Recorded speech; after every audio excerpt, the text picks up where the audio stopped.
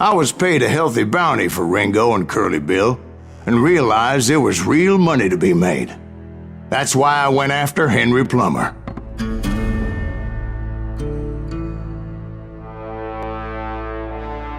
Wasn't he the sheriff who augmented his income by shaking down miners and robbing gold shipments? That's the one. Oh yeah, I remember him. He ran that gang of thieving outlaws called the Innocents. So it's true that you went toe-to-toe with him? Indeed I did, son. Indeed I did.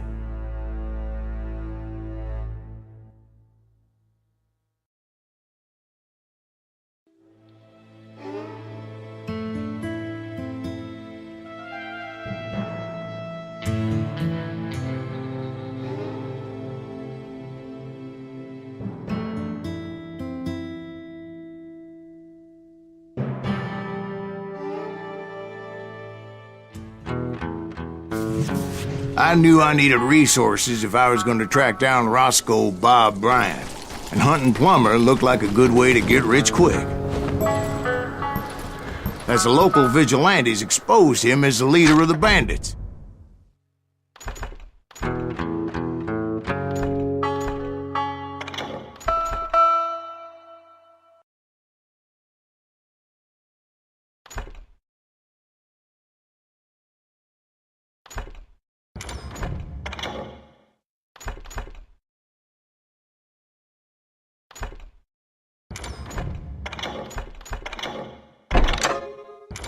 And put a generous price on his head.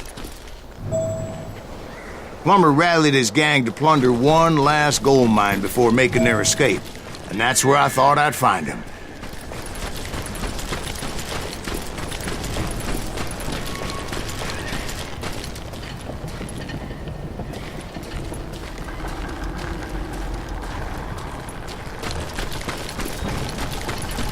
It makes me nervous standing so close to all these goddamn barrels of gunpowder. Why would you be nervous?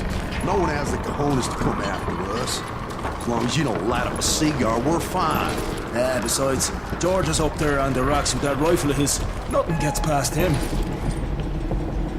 As my late father pointed out to me more than once, God made men, and Samuel Colt made them equal.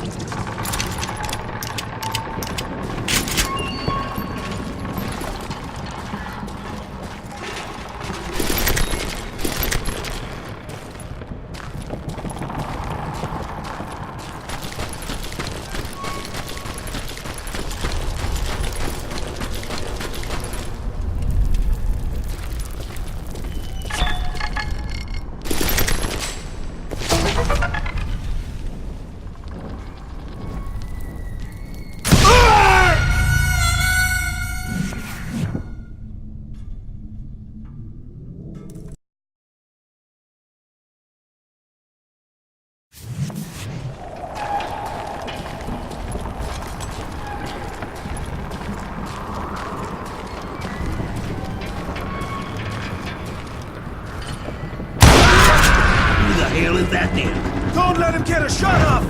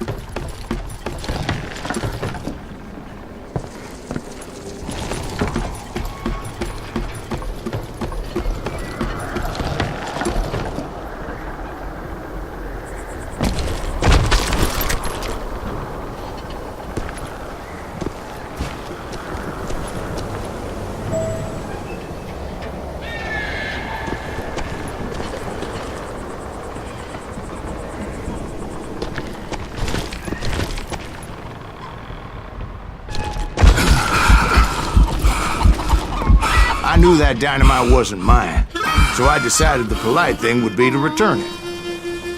It was the biggest gold rush since Sutter's Mill in '48. Unfortunately, prospectors weren't the only ones drawn to those riches.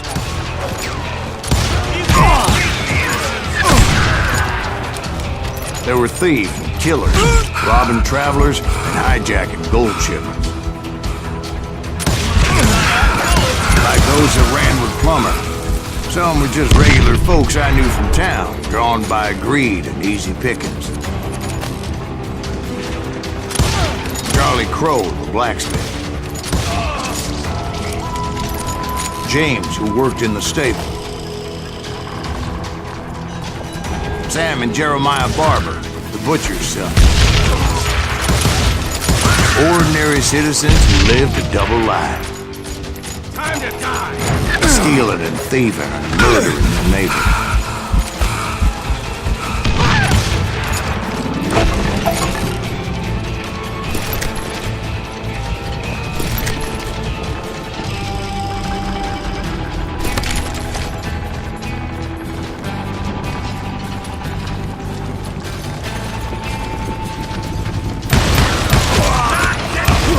Of course, the rest were veterans of the Civil War. Stone-cold killers trained on the bloody fields of Shiloh and Antietam. If Daddy had lived to see Alfred Nobel's explosive invention, my guess is he would have told Samuel Colt to kiss his ass. Plummer had a lot of men on his payroll. A hell of a lot. That son of a bitch pretended to protect the public with one hand while stealing them blind with the other. Dangerous, desperate individuals. He set up a defensive perimeter which I had no idea how to breach. I was outnumbered and in way over my head, but I was too damn stubborn and stupid to realize it. I thought I was some kind of hero. I finally made it past and headed on to meet my destiny. But first, I had something I needed to figure out.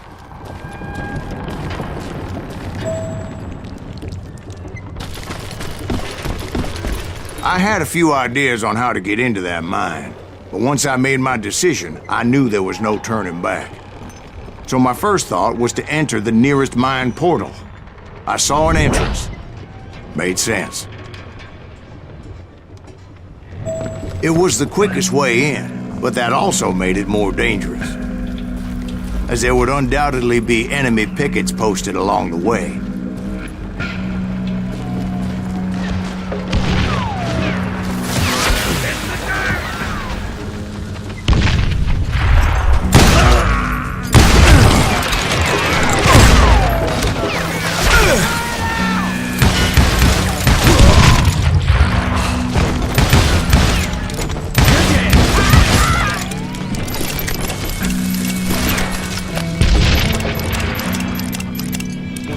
Show yourself, coward!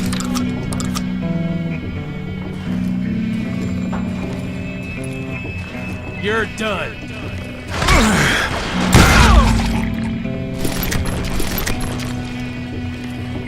Besides, once you enter a mine like that, it's easy to get all turned around.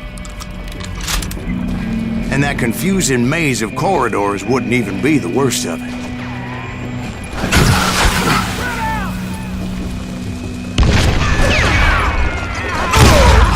Some of those shafts could be as deep as hell.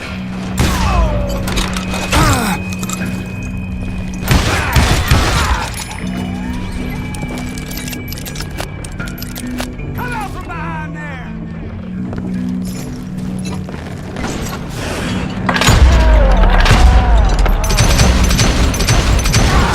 A single stumble or misstep can easily end in a deadly plunge to oblivion.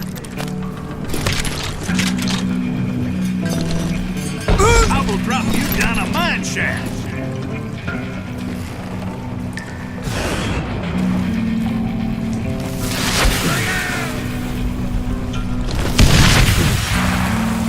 Time to blow your shit up! Quick reflexes often make up for a lack of common sense. Luckily, I was was never one to be easily bushwhacked.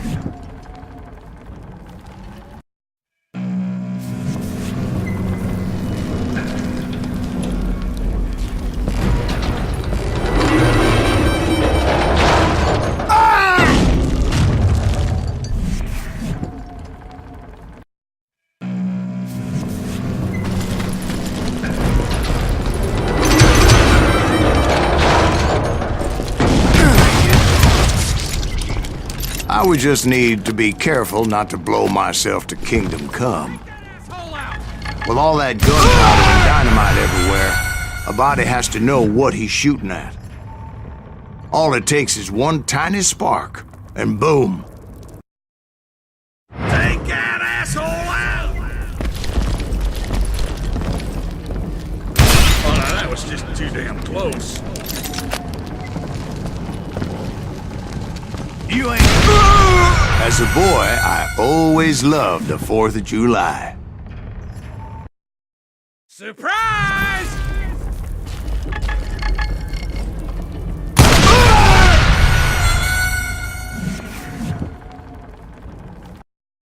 Surprise!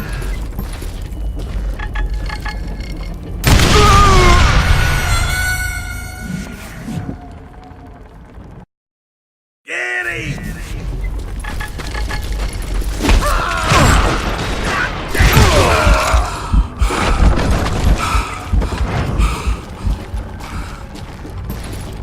One wrong bullet could have turned that mine into a dad-blasted tomb.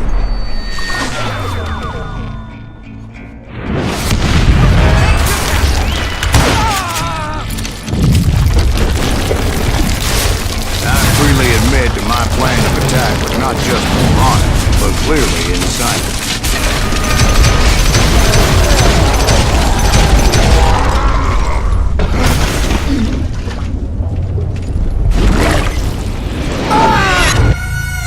It's a good thing that I abandoned that ridiculous plan before I even tried it. Instead, I spotted a ladder, a way into the mine from the opposite side.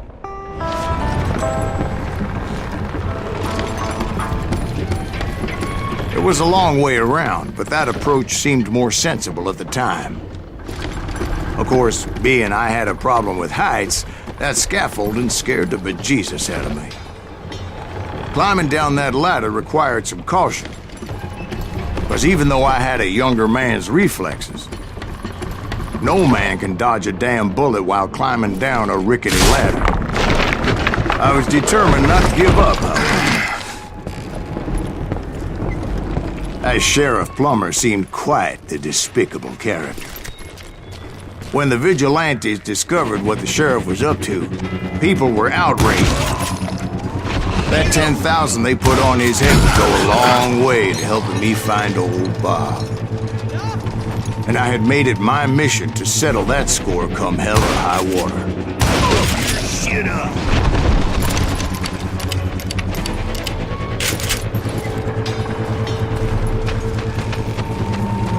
I will run you down a mine shaft! But first, I would have to make a choice. Take the elevator or climb the ladder.